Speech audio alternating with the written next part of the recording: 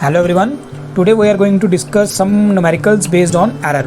तो काफ़ी important topic है, बोर्ड में भी काफ़ी न्यूमेरिकल्स एरर से रिलेटेड पूछे जाते हैं, जेई में, मेंस में, है ना, नीट में भी काफ़ी क्वेश्चंस इस टॉपिक से आते हैं। तो ध्यान से इसको हम लोग समझेंगे। काफ़ी इंपॉर्टेंट है और काफ़ी इंटरेस्टिंग टॉपिक है ये। देखो, जो मैंने आपको वहाँ पे बेसिक डेफिनेशंस एरर की मैंने बताई थी, ठीक है, याद है आपको वो? अगर आपने वो नहीं देखी हुई हैं, ठीक है, तो अगर वो उस लेक्चर को आपने वॉच नहीं किया तो मैं चाहता हूँ कि पहले आप उस लेक्चर को देख लें, सो दैट कि अगर आपको देखो बेसिक डेफिनेशंस अगर आपको पता होंगी ना, एब्सोल्यूट एरर क्या है, रिलेटिव एरर क्या है, परसेंटेज एरर क्या है, खासकर ये जो 3 एरर हैं, अगर आपको इसका कॉन्सेप्ट अच्छे से क्लियर है तो आपको न्यूमेरिकल्स करने में कोई भी परेशानी यहाँ पर नहीं आने वाली है। अलग अलग टाइप्स के यहाँ पे मैं न्यूमेरिकल तुम्हारे साथ डिस्कस करने वाला हूँ। जितने भी तरह के न्यूमेरिकल एरर से रिलेटेड पूछे जा सकते हैं एग्ज़ाम में, हर तरह की टाइप का क्वेश्चन हम लोग यहाँ पे डिस्कस कर लेंगे, ठीक है। जब आपको ये न्यूमेरिकल यहाँ से आपको समझ आ जाएंगे तो आप घर में और भी जो बुक्स होती हैं जहाँ पे न्यूमेरिकल्स दे रखे होते हैं उनको सॉल्व कीजिए, ठीक है। और मैं उम्मीद करता हूँ कि अगर आपने यहाँ पर जो टाइप्स में यहाँ पे डिस्कस करूँगा, अगर यहाँ पर आपने अच्छे से वहाँ सीख ली कैसे इन एरर्स को कैसे इन एरर्स के न्यूमेरिकल्स को फाइंड करते हैं, तो आप लोग किसी भी बुक के न्यूमेरिकल सॉल्व करने की जब आप कोशिश करेंगे तो आप आराम से कर पाएंगे, ठीक है, क्योंकि यहाँ पर हम लोग अच्छे से इन चीज़ों को डिस्कस करने जा रहे हैं। तो देखो क्या क्या गिवन है यहाँ पे। C1 की वैल्यू क्या आ गई, 5 ± 0.5 माइक्रो फैरड। C2 की वैल्यू क्या आ गई मेरे पास, 6 ± 0.5 माइक्रो फैरड। ये आ गया मेरे पास जो गिवन में था, ठीक है। यहाँ पर हमने क्या करना है, परसेंटेज एरर यहाँ पर फाइंड करना है। परसेंटेज एरर यहाँ पर फाइंड हमें करना है। तो परसेंटेज एरर का देखो, पहले हम लिखते हैं गिवन में क्या दिया है, फिर हमने लिखना है फार्मूला कौन सा यूज़ होना है। फार्मूला यूज्ड, कौन सा फार्मूला यहाँ पे यूज़ हो जाएगा। देखो, परसेंटेज एरर का क्या फार्मूला था, परसेंटेज एरर याद है आपको? तभी मैंने आपको कहा था ना, वो अगर वो जो डेफिनेशंस मैंने आपको समझाई हुई हैं अगर वो आपको अच्छे से मालूम है तो आपको ये न्यूमेरिकल्स करने में कोई परेशानी नहीं आने वाली है। बट अगर जिस भी स्टूडेंट को ये वो डेफिनेशन से क्लियर नहीं है, एब्सोल्यूट एरर क्या होता है, ठीक है, रिलेटिव एरर क्या होता है, परसेंटेज एरर क्या होता है, तो फिर ये न्यूमेरिकल्स पोर्शन उसके लिए काफ़ी मुश्किल होने वाला है। तो इसलिए अगर आपने वो लेक्चर वॉच नहीं किया हुआ, मैं एक बार फिर से बोल रहा हूँ, तो आप लोग उस लेक्चर को विजिट करिए, absolute error, relative error, percentage error को अच्छे से आप लोग समझिए, फिर इस पोर्शन पे आइए। और जिनको अगर अच्छे से मालूम है रिलेटिव एरर, परसेंटेज एरर क्या होता है, तो वो उसके लिए तो ये क्वेश्चन कुछ भी नहीं है, क्योंकि देखो परसेंटेज एरर का फार्मूला क्या होता है, वो था, याद आपको, एब्सोल्यूट एरर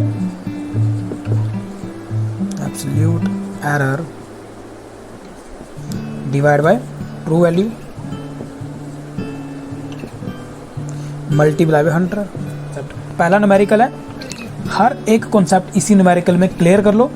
जब आप अगले न्यूमेरिकल करोगे तो फिर आपको फील होगा कि ये न्यूमेरिकल बड़े ज़्यादा ईजी है, ठीक है। तभी मैंने आपको ये न्यूमेरिकल जो है ना परसेंटेज एरर वाला डाला हुआ है, ठीक है। सिंपल एब्सोल्यूट एरर वाला यहाँ आप लोग कह सकते हो कि रिलेटिव एरर वाला नहीं मैंने बताया, सीधा परसेंटेज एरर वाला बताया हुआ है। इसमें सारे के सारे कॉन्सेप्ट आपके क्लियर हो जाएंगे। देखो, ये है एब्सोल्यूट एरर, ये है ट्रू वैल्यू।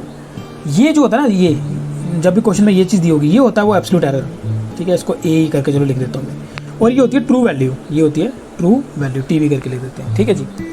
तो अगर मेरे को सुनो, अगर मेरे को परसेंटेज एरर निकालना हो, परसेंटेज एरर निकालना हो इन C1, इस C1 में कितना परसेंटेज एरर है, अगर मुझे ये फाइंड करना है, ठीक है। C1 जो मेरे पास मेजर्ड वैल्यू है, C1 जो मेरे पास मेजर्ड वैल्यू है कैपेसिटर्स की, इस C1 में जो परसेंटेज एरर वो कितना आ जाएगा, एब्सोल्यूट एरर कितना है, 0.5। C1 में बात कर रहा हूँ मैं।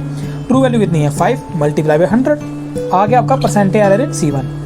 सिमिलरली अगर आपको परसेंटेज एरर निकालना हो इन C2 में कितना परसेंटेज एरर है, तो कैसे निकालोगे, एब्सोल्यूट एरर कितना है, 0.5, ठीक है। ट्रू वैल्यू कितनी है, 6 × 100, ये आ गया आपका percentage error in C2। But आपको क्वेश्चन में क्या बोला हुआ है, क्वेश्चन में बोला हुआ है कि ये दो कैपेसिटर जोड़ दिए हुए हैं पैरेलल में, ये दो कैपेसिटर पैरेलल में कनेक्ट कर दिए हुए हैं। जब ये दोनों कैपेसिटर पैरेलल में कनेक्ट किए हुए हैं, उस पैरेलल कनेक्शन में जो टोटल कैपेसिटेंस आएगी, समझना इस बात को, उस पैरेलल कनेक्शन में जो टोटल कैपेसिटेंस आएगी, उस टोटल कैपेसिटेंस में फाइंड करो क्या, परसेंटेज एरर, ठीक है। उस टोटल कैपेसिटेंस में आपको फाइंड करना है परसेंटेज एरर। यहाँ पे चलो मैं क्वेश्चन में भी यहाँ पे लिख देता हूँ, find the percentage error in the total capacitance. Capacitance कभी कभी क्या बोला होता है ना, कभी कभी उसने ये चीज़ कभी वो नहीं भी लिखता है इस चीज़ को, ठीक है। तो आपको वो फिर खुद ही अंडरस्टैंड करना है कि ये जो परसेंटेज एरर निकालना है हमने टोटल कैपेसिटेंस में निकालना है, ठीक है। अगर नहीं भी लिखा होगा तभी आपको ये जो परसेंटेज एरर है वो टोटल कैपेसिटेंस में निकालना है, समझे मेरी बात। तो अभी तक हम लोगों ने ये जो परसेंटेज एरर निकाला, ये निकाला अकेला C1 में, ये जो परसेंटेज एरर निकाला ये निकाला अकेला C2 में। But what we have to do, we have to find the percentage error in the total capacitance. तो इसका मतलब क्या हुआ, इसका मतलब हुआ कि सब अब तो मुझे क्या करना पड़ा, इसका मतलब हुआ कि अब मुझे पहले तो टोटल कैपेसिटेंस निकालनी पड़ी, है ना। पहले तो मुझे क्या निकालनी पड़ी, टोटल कैपेसिटेंस निकालनी पड़ी। पहले टोटल कैपेसिटेंस निकालूंगा, उस टोटल कैपेसिटेंस में फिर मैं फाइंड करूंगा कि मेरे पास एब्सोल्यूट एरर कितना आ रहा है, फिर मैं फाइंड करूंगा उस टोटल कैपेसिटेंस में ट्रू वैल्यू कितनी आ रही है, उसकी वैल्यू यहाँ पे सब्स्टिट्यूट करूंगा, तब मेरे को मिलेगा percentage error in the total capacitance. Percentage error in the total capacitance. अब क्लियर हुआ कंसेप्ट, समझ आ गया ना, ठीक है जी।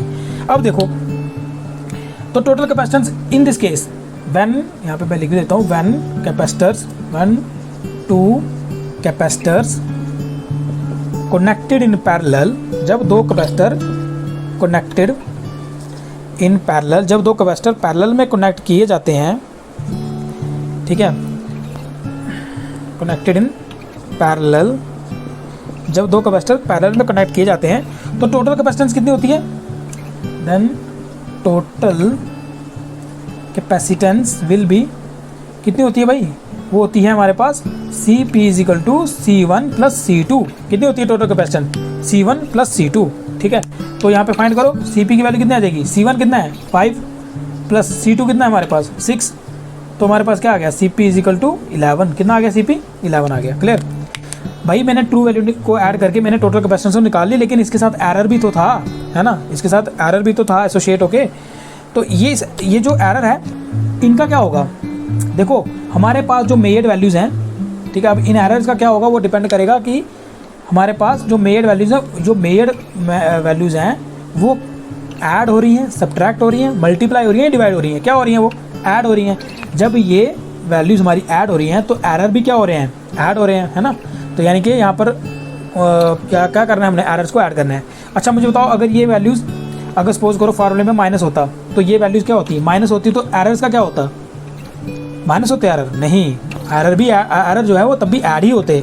ये हम लोगों ने लास्ट लेक्चर में समझा था कि सब्ट्रैक्शन के केस में भी एरर, ट्रू वैल्यूज़ तो सब्ट्रैक्ट होती हैं, सब्ट्रैक्शन के केस में ट्रू वैल्यूज़ जो होती हैं मेजरमेंट की वो तो सब्ट्रैक्ट होती हैं, बट एरर फिर भी ऐड ही होते हैं, है ना। तो यहाँ पे फिर क्या आएगा, डेल्टा Cp मतलब error in total capacitance, delta मतलब error in total capacitance. Error in total capacitance कितना आ जाएगा, ये दो एरर है, पहले वाले कैपेसिटेंस में ये एरर है, दूसरे वाले कैपेसिटर में ये एरर है, तो टोटल एरर कितना आ जाएगा 0.5 प्लस 0.5, अच्छा यूनिट लिखते हो यार साथ साथ, माइक्रोफैरड। तो यहाँ पे क्या आएगा, delta Cp is equal to 1.0 microfarad. ये आ गया मेरे पास, ये क्या आ गया मेरे पास, error in total capacitance, error in total capacitance क्या आ गया, एरर इन टोटल कैपेसिटेंस कितना आया 1.0 माइक्रोफैरड, ठीक है। और ये क्या चीज़ है, शाबाश, ये क्या चीज़ है, बताओ।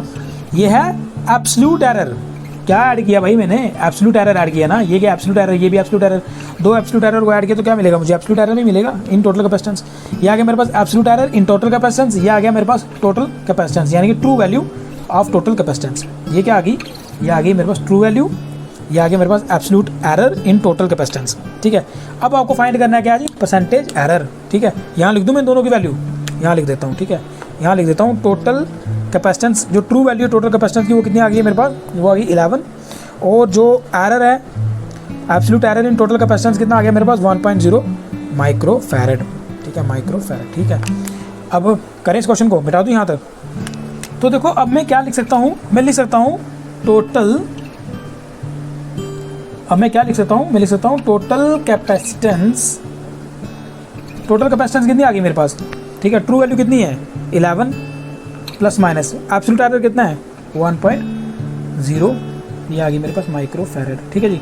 ये आ गई मेरे पास टोटल कैपेसिटेंस। इन दोनों कैपेसिटेंस को जब ऐड किया, ट्रू वैल्यूज़ को ऐड कर लिया, और इन इसके साथ एसोसिएटेड जो एरर थे, एब्सोल्यूट एरर थे, उनको भी हमने ऐड कर दिया, क्योंकि ये एडिशन हो रही है दोनों मेजरमेंट्स की, और एडिशन के समय हम लोग क्या करते हैं, ट्रू वैल्यूज़ को भी ऐड करते हैं, और जो उन ट्रू वैल्यूज़ के साथ जो एरर दिए होते हैं, एब्सोल्यूट एरर दिए होते हैं, उनको भी ऐड ही करते हैं। अभी मैंने आपको पहले बताया, अगर ये ट्रू वैल्यूज सब्ट्रैक्ट होती तब भी हम लोग एब्सोल्यूट एरर को ऐड ही करते हैं, हम लोगों ने ये समझा हुआ है, ठीक है। तो अब आप निकालो परसेंटेज एरर, बड़ा सिंपल आप क्या है, ठीक है, percentage error in total capacitance, ठीक है, परसेंटेज एरर निकालो टोटल कैपेसिटेंस में, ठीक है, बड़े आराम से निकाल पाओगे आप। क्यों? क्योंकि यहाँ पे क्या चाहिए, एब्सोल्यूट एरर चाहिए। क्या एब्सोल्यूट एरर है? ये एब्सोल्यूट एरर है ना, ये कौन है, एब्सोल्यूट एरर है टोटल कैपेसिटेंस में, ये क्या एब्सोल्यूट एरर है टोटल कैपेसिटेंस में। तो क्या यहाँ पे लिखूंगा मैं, कितना है 1.0, ठीक है। ट्रू वैल्यू कितनी आई टोटल कैपेसिटेंस की, 11 आई, मल्टीप्लाई बाय 100, यही फार्मूला है ना यहाँ पर। तो यहाँ पर फिर मैं क्या कर सकता हूँ, इसका क्या आंसर आएगा, इसका आएगा 100 डिवाइड बाई 11, दैट इज़ ये आ जाएगा हमारे पास 9.09, ठीक है। तो ये आ गया मेरे पास 9.09, क्या है, percentage error in the total capacitance when the capacitors are connected in parallel. समझ आ गया, ठीक है। फर्स्ट न्यूमेरिकल था, एक एक स्टेप मैंने आपको पूरा अच्छे से एक्सप्लेन किया हुआ है, सो दैट कि कोई मिसकंसेप्ट आपका दिमाग में ना रहे। अब आपने क्या करना है, जो भी न्यूमेरिकल आएगा आपने ये इन स्टेप्स को यूज़ करना है, ठीक है। पहले गिवन में जो चीज़ दी होती है वो लिखनी है, कौन सा फार्मूला यूज़ हो रहा है वो लिखना है, और फिर उस फार्मूले में जो जो चीज़ें चाहिए होती है ना वो अपने बनाती जानी है, और उस पूरा फार्मूले में सब्स्टिट्यूट करके आंसर जो है फाइंड कर लेना है। क्लियर, ठीक है, ओके। तो नेक्स्ट करें। नेक्स्ट क्वेश्चन क्या कहता है, the length of the two cylinders L1 is equal to 5.62 plus minus 0.01 centimetre and L2 is equal to 4.34 plus minus 0.02 centimetre. Calculate the difference in length with error limits. बड़ा simple numerical, step by step जो आपको सिखाए हैं उस तरह से करिए। क्या करना है इसको, सबसे पहले तो गिवन में क्या दिया हुआ है, लेंथ L1 दी हुई है, कितनी दी हुई है जी, 5.62 प्लस माइनस 0.01 सेंटीमीटर, ठीक है। L2 भी दी हुई है, कितनी दी हुई है, 4.34 प्लस माइनस 0.02 सेंटीमीटर, ठीक है जी। ये दोनों चीज़ें गिवन में दी हुई हैं। अब क्या कह रहा है, ये कहता है कि आपको क्या निकालना है, डिफरेंस इन लेंथ निकालना है। क्या निकालना है, डिफरेंस इन लेंथ निकालना है, ठीक है। तो यहाँ पर क्या फार्मूला यूज़ होने वाला है हमारा, जब दो मेजरमेंट्स दी हो और आपको क्या करना हो, आपको क्या करना है, डिफरेंस इन लेंथ निकालना है विद एरर लिमिट्स, यानी कि आपको निकालना है L plus minus delta L, ये चीज़ आपको फाइंड करनी है, ठीक है ना। ये आपको फाइंड करना है L plus minus delta L। L क्या है, डिफरेंस इन लेंथ, और ये क्या आ गया, उसके साथ एसोसिएटेड एब्सोल्यूट एरर, ठीक है जी, उसके साथ एसोसिएटेड एब्सोल्यूट एरर। तो कैसे करेंगे, शाबाश बताओ। बड़ा सिंपल है, क्या करना है आपको, पहले तो क्या निकालनी है, डिफरेंस। हमें यहाँ पे एक L चाहिए, एक डेल्टा L चाहिए। तो L कैसे निकलेगा, यहाँ पर कैलकुलेशन करेंगे तो क्या निकलेगा, L यानी कि क्या, डिफरेंस इन लेंथ। यहाँ पे लिखेंगे डिफरेंस इन लेंथ, कितना आ गया, डिफरेंस इन लेंथ कैसे मिलेगा मुझे, L1 माइनस L2 करके, डिफरेंस इन लेंथ L से डेसिमल करते हैं, difference in length L is equal to L1 minus L2। तो यहाँ पर मेरे पास आ जाएगा L is equal to L1 कितना है मेरे पास, 5.62 माइनस टाइम्स L2 कितना आ गया, 4.34। तो मेरे पास L की वैल्यू यहाँ पर मेरे पास आ जाएगी, कितनी आ जाएगी, 1.28, ठीक है। ये मेरे पास आ गया L इज इक्वल टू 1.28, ठीक है जी। और क्या चाहिए आपको, और आपको चाहिए डेल्टा L, यानी कि आपको क्या करना पड़ेगा, इन मेजरमेंट के साथ एसोसिएटेड जो एरर्स हैं उनको आपको यहाँ पर ऐड करना है या सब्ट्रैक्ट करना है, बताओ बताओ बताओ बताओ, क्या करेंगे, ऐड करेंगे सब्ट्रैक्ट करेंगे। जब दो मेजरमेंट्स हमारी जो है जब ऐड होती है तो उनके साथ एसोसिएटेड एरर्स भी ऐड होते हैं, लेकिन जब दो मेजरमेंट्स हमारे पास सब्ट्रैक्ट होते हैं तो उनके साथ एसोसिएटेड जो एब्सोल्यूट एरर होते हैं उनका क्या होता है, ऐड होता है कि सब्ट्रैक्ट होते हैं, वो ऐड ही होते हैं। तो यहाँ पर हमारे पास फिर डेल्टा, यहाँ पे लिखूँ, हमारे पास जो आएगा डेल्टा L, ठीक है। ये क्या है, error in difference in length, ठीक है ना। तो यहाँ पर आपके पास डेल्टा L क्या आ जाएगा, डेल्टा L आ जाएगा 0.01 प्लस टाइम 0.02 सेंटीमीटर। तो ये आ जाएगा मेरे पास 0.03 सेंटीमीटर, ये आ गया आपके पास डेल्टा L। क्लियर, आपके पास क्या आ गया, आपके पास L की वैल्यू आ गई, आपके पास डेल्टा L की वैल्यू आ गई। क्या करना है अब, जस्ट आपको सब्स्टिट्यूट करनी है। तो यहाँ पर आ जाएगा difference in length with error limit, ये आ जाएगा L plus minus delta L is equal to 1.28 plus minus 0.03 centimetre. ठीक है जी, क्लियर। देखो कितना आसान न्यूमेरिकल है, कोई मुश्किल नहीं है ना। इसी तरह के बाकी भी न्यूमेरिकल्स हैं, कोई परेशानी वाली बात नहीं है। ठीक है, मिटा दूँ, कर लिया, ओके। तो देखिए क्वेश्चन नंबर 4 क्या कहता था, length and the breadth of rectangular lamina are measured to be L is equal to 2.3 plus minus 0.2 centimetre and breadth is equal to 1.6 plus minus 0.1 centimetre. Calculate the area of lamina with error limit. ठीक है जी, आपको lamina का area निकालना है error limits के साथ। तो मैंने आपको क्या बताया हुआ, सबसे पहले क्या लिखना है, आपने गिवन में लिखना है जो चीज़ आपको दी हुई है। लेंथ दी हुई है L कितनी दी हुई है, 2.3 प्लस माइनस 0.2 सेंटीमीटर। ठीक है जी, आपको दी हुई है ब्रेथ, ब्रेथ कितनी दी हुई है, 1.6 प्लस माइनस 0.1 सेंटीमीटर। ठीक है, तो देखो ये क्या चीज़ है बताओ, ये है ट्रू वैल्यू। ये क्या चीज़ है प्लस माइनस 0.2, ये है एब्सोल्यूट एरर। ये चीज़ें आपको पता होनी चाहिए अच्छे से। ये क्या है, ये ट्रू वैल्यू है, और ये क्या चीज़ है, ये एब्सोल्यूट एरर। ये होते हैं कंसेप्ट्स। ये क्या चीज़ है, ये ट्रू वैल्यू, ये क्या चीज़ है, ये एब्सोल्यूट एरर है। ठीक है, तो देखो यहाँ पर फार्मूला कौन सा यूज़ हो जाएगा। देखो यहाँ पर क्या है, ये लेंथ है, ये ब्रेड्थ है। What you have to find, you have to find area, और एरिया का फार्मूला होता है लेंथ इनटू ब्रेड्थ।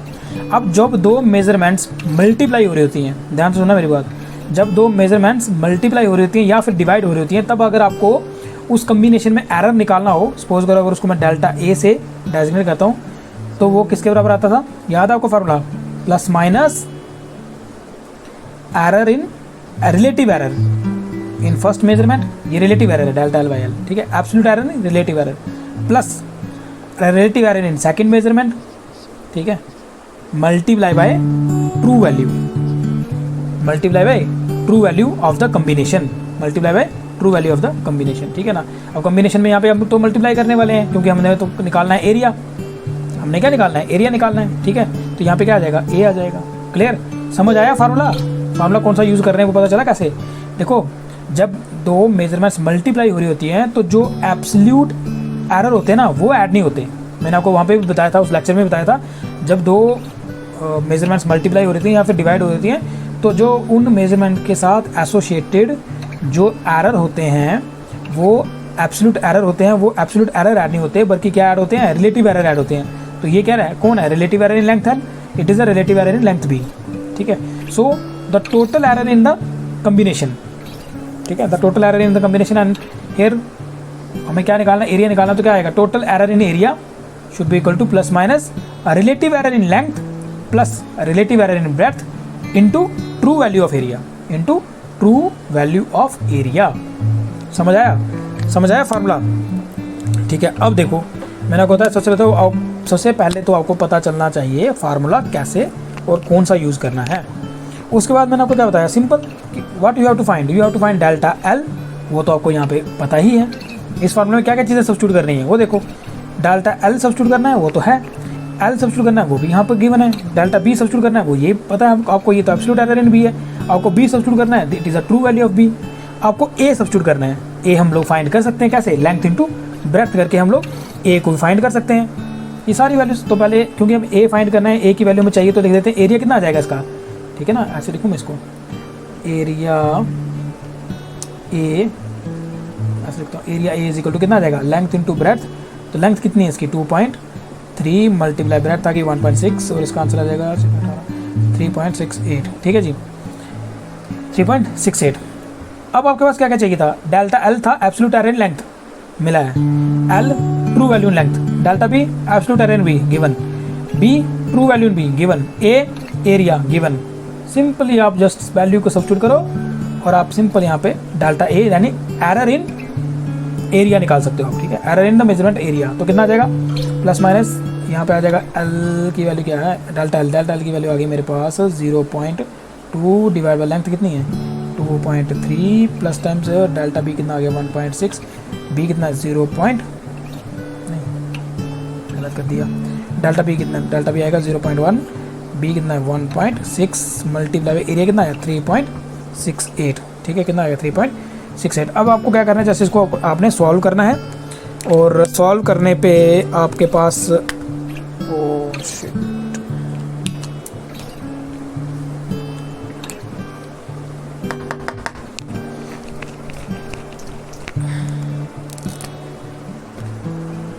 यहाँ पे लिख दूँ delta A should be equal two plus minus 0.2 को डिवाइड करो, 0.2 को डिवाइड करना है हम लोगों ने 2.3 के साथ, तो हमारे पास आंसर आ जाएगा 0.086 डिवाइड, अच्छा कर दिया ना डिवाइड, ये आ जाएगा हमारे पास प्लस 0.1 को डिवाइड करना है हम लोगों को 1.6 के साथ, तो आ गया मेरे पास 0.0625, इसको मल्टीप्लाई करना है हम लोगों को 3.68 के साथ, ठीक है जी।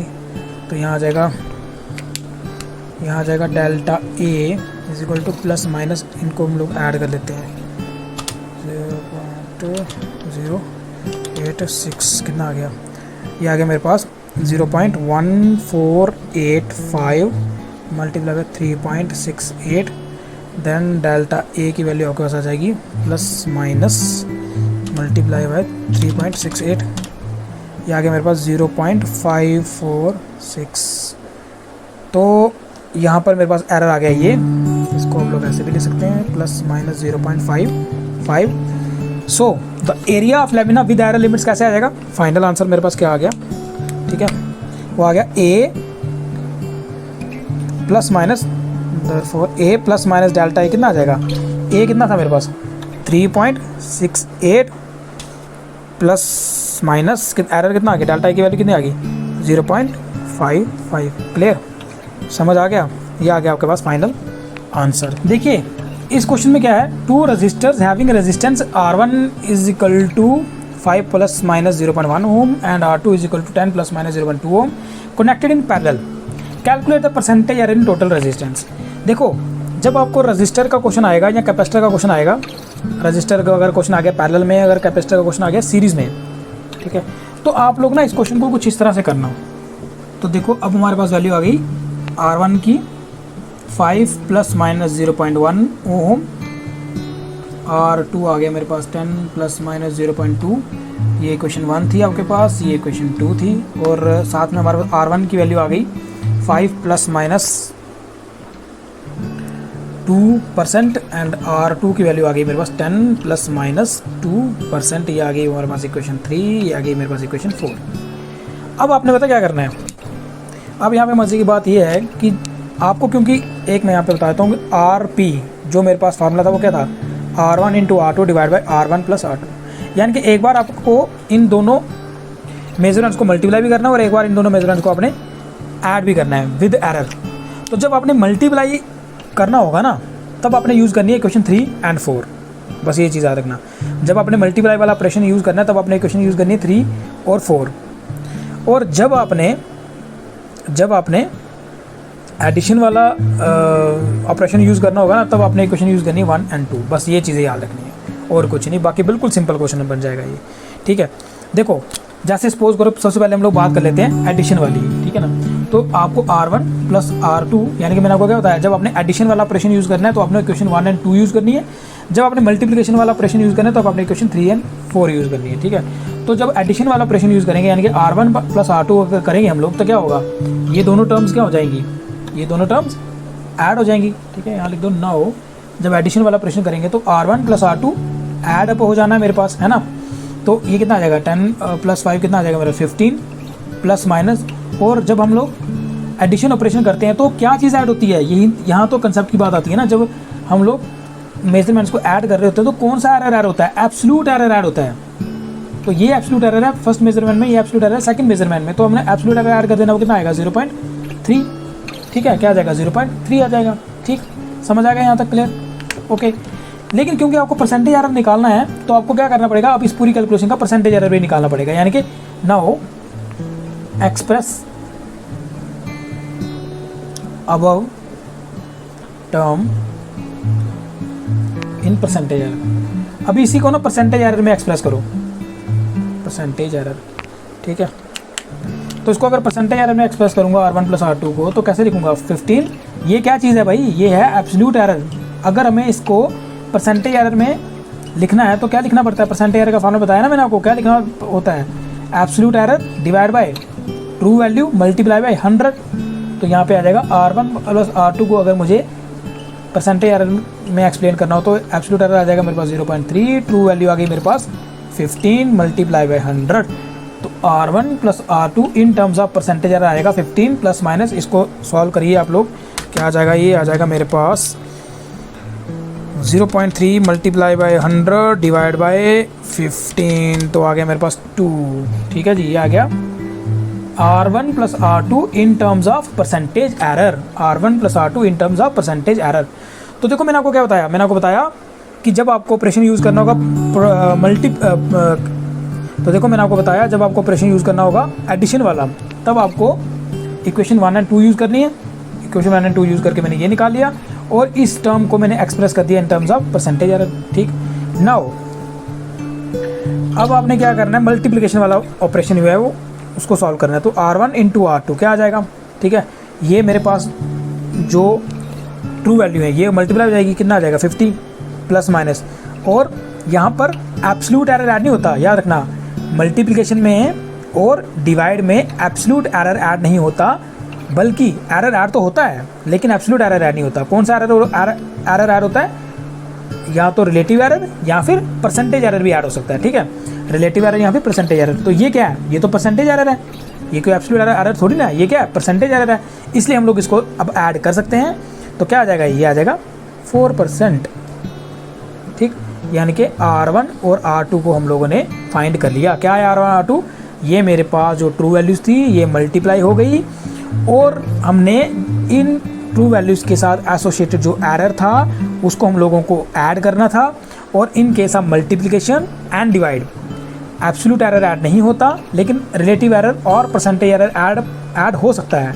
तो ये मेरे पास परसेंटेज एरर है, इसलिए मैंने इसको क्या कर दिया, ऐड कर दिया। ठीक है, समझ आया, देखा कितना इजी कॉन्सेप्ट, यहाँ से आपको इजी वे में पता चल गया। इक्वेशन 1 2 3 4 रखनी है, जब ऑपरेशन एडिशन वाला यूज़ करना है तो आपने इक्वेशन 1 2 यूज़ करनी है, और जब अपने ऑपरेशन मल्टीप्लिकेशन वाला यूज़ करना है तो 3 4 इक्वेशन को यूज़ करना है। ठीक है, नाउ तो देखो अब हमारे पास टोटल रेजिस्टेंस विद एरर क्या आ जाएगा, वो आ जाएगा मेरे पास R1 into R2 divide by R1 plus R2, और ये दोनों टर्म्स मैंने इन टर्म्स ऑफ एरर लिखी हुई हैं, तो कितना आ जाएगा, R1 इंटू R2 कितना है, ये आ गया मेरे पास, देखो ये आ गया मेरे पास 50 plus minus 4% divide by R1 plus R2 in terms of, मैंने परसेंटेज एरर पहले से लिखा हुआ है, कितना आएगा 15 प्लस माइनस 2%। ठीक है जी, अब करो उसको सॉल्व, कितना आ जाएगा, ये आ जाएगा मेरे पास, ये आएगा मेरे पास 50 डिवाइड बाई 15, कितना आ गया, तो देखो कितना आ जाएगा, ये आएगा 3.3 प्लस माइनस। अब एरर जो डिवाइड में भी हो तो क्या होते हैं, अगर मेरे पास परसेंटेज एरर डिवाइड में हो तो वो सिंपली ऐड होता है। ठीक है ना, यही तो चीज़ है ना सीखने वाली, कि देखो डिवाइड और मल्टीप्लिकेशन में रिलेटिव एरर या फिर परसेंटेज एरर सीधा ऐड होता है। ठीक है, डिवाइड या मल्टीप्लाई में रिलेटिव एरर जो है वो जो है ऐड होता है। देखो इस यहाँ पे क्या था, मल्टीप्लिकेशन थी, तो मैंने क्या किया था, ये जो परसेंटेज एरर था इसको ऐड कर दिया। यहाँ पे क्या, अब डिवाइड, ये जो दो टर्म्स है कैसे हैं, डिवाइड में है, तो यहाँ पे जो परसेंटेज एरर है वो क्या होगा, सिंपल ऐड होगा, 6% आ जाएगा इसका, है ना। तो ये मेरे पास फाइनल आंसर आ गया। ठीक है, समझ आ गया ये कॉन्सेप्ट। देखो इस तरह का जो क्वेश्चन होता है ना, जहाँ पे दोनों ऑपरेशन यूज़ होने होते हैं, मल्टीप्लिकेशन वाला भी और एडिशन या सब्ट्रैक्शन वाला भी, वहाँ पे बच्चे बड़े कंफ्यूज हो जाते हैं। तो कंफ्यूज नहीं होना है आपने बस step by step in question को सॉल्व करना है।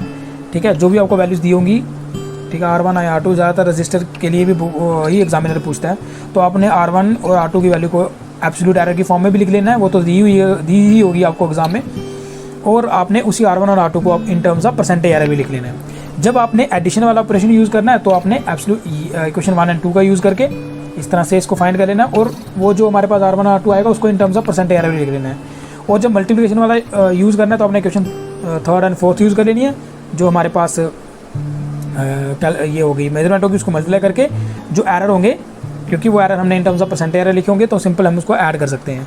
और लास्ट फाइनल में हमारे पास आंसर क्या आ जाएगा, यहाँ पर R1 and R2 in terms of percentage error लिखा होगा हम लोगों ने, R1 प्लस R2 भी हम लोगों ने in terms of percentage error लिखा होगा।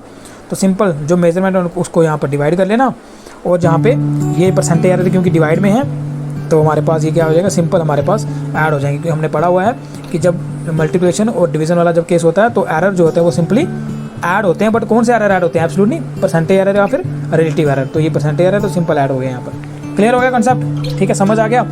देखो अब एक लास्ट टाइप बची हुई है, उसको भी हम लोग यहाँ पे कर लेते हैं। यहाँ तो आपको किस तरह का क्वेश्चन पूछता है, बड़ा ईजी है वो, ठीक है, उसको हम लोग यहाँ पे डिस्कस कर लेते हैं। देखो नेक्स्ट क्वेश्चन आ गया आपके पास, let x is equal to a raise to power 3, b raise to power 4 and c raise to power 3।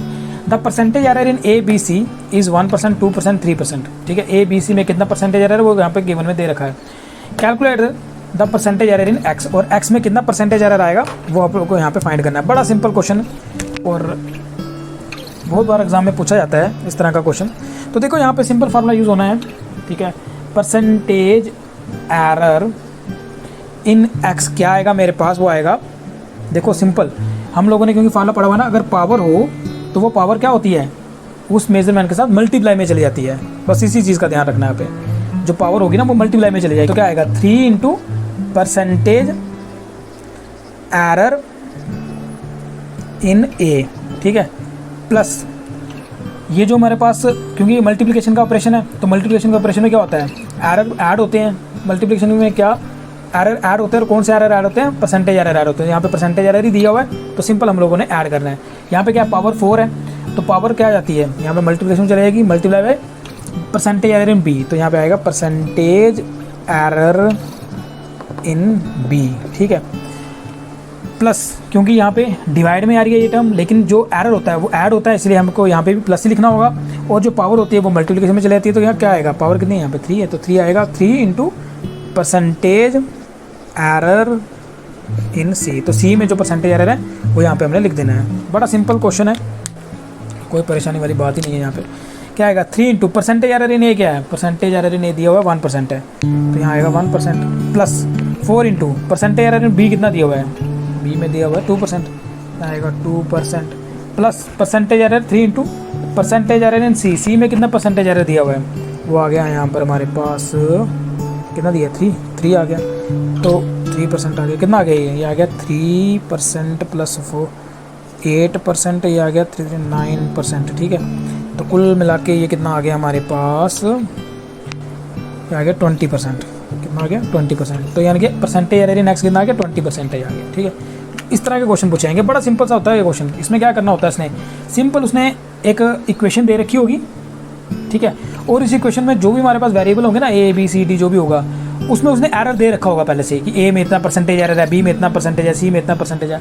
आपको बोला जाएगा कि टोटल परसेंटेज एरर निकालो, तो सिंपल आपने क्या करना है, जो पावर होगी उसको मल्टीप्लाई में लिखना है, क्योंकि हमने ये फार्मूला पढ़ा हुआ है। तो यहाँ पे क्या आएगा, जैसे 3 इंटू परसेंटेज एरर इन ए, ठीक है, ये आ जाएगा। इसको तो ऐसे सॉल्व करेंगे ना, पावर को क्या लिखते हैं, मल्टीप्लिकेशन में लिख लेते हैं। अब क्योंकि ये ए और बी आपस में मल्टीप्लाई हो रहे हैं, तो बीच का साइन क्या आएगा, प्लस आएगा, ठीक है, क्योंकि मल्टीप्लिकेशन में भी एरर क्या होते हैं, ऐड ही होते हैं। और कौन से एरर ऐड होते हैं, परसेंटेज एरर ऐड होते हैं। और यहाँ पे भी क्या दिया हुआ है, परसेंटेज एरर ही दिया हुआ है, ना कि एब्सोल्यूट एरर। तो इसलिए plus 4 percentage error in B, plus divide वाला ऑपरेशन है, बट फिर भी एरर ऐड ही होते हैं, तो 3 into percentage error in C. तो यहाँ पे इनकी वैल्यूज दे रखी होंगी। इस तरह का क्वेश्चन आपको पूछा जा सकता है। क्लियर? तो ये हम लोगों ने डिस्कस कर लिए क्वेश्चंस जो कि एरर के ऊपर बेस थे, अलग अलग टाइप्स हम लोगों ने डिस्कस कर ली। तो इससे रिलेटेड ये क्वेश्चन तो आप लोग करो ही करो, जो मैंने यहाँ पे करवाया आपको, इसकी एक प्रॉपर आप नोट्स बनाते रहो। और जो टेक्स्ट बुक में जो क्वेश्चन दे रखे होते हैं, एनसीईआरटी में जो क्वेश्चन दे रखे होते हैं, उनको भी ट्राई करो सॉल्व करने की। अब आपने, क्योंकि अगर इस लेक्चर को अच्छे से हमने समझा हुआ है, तो जो एनसीईआरटी में जितने भी क्वेश्चन दिए हुए हैं ना, आप बड़े आराम से उनको सॉल्व कर लोगे, बिल्कुल ईजी आपको वे में आप उनको सॉल्व कर पाओगे, ठीक है। तो नेक्स्ट लेक्चर में हम लोग डिस्कस करेंगे इंटीग्रेशन एंड डिफरेंशिएशन, काफ़ी इंपॉर्टेंट टॉपिक, ठीक है, क्योंकि आपको फिजिक्स में इंटीग्रेशन और डिफरेंशिएशन की बहुत ज़रूरत पड़ती है, ठीक है। जब आप डेरिवेशन ड्राइव करोगे आगे जाके, तो आपको इंटीग्रेशन और डिफरेंशिएशन की काफ़ी ज़्यादा यहाँ पे ज़रूरत पड़ने वाली है। तो इसलिए काफ़ी इंपॉर्टेंट लेक्चर रहने वाले हैं वो भी। तो आज इतना ही करते हैं, तब तक के लिए हंसते रहिए, मुस्कुराते रहिए और फिजिक्स पढ़ते रहिए।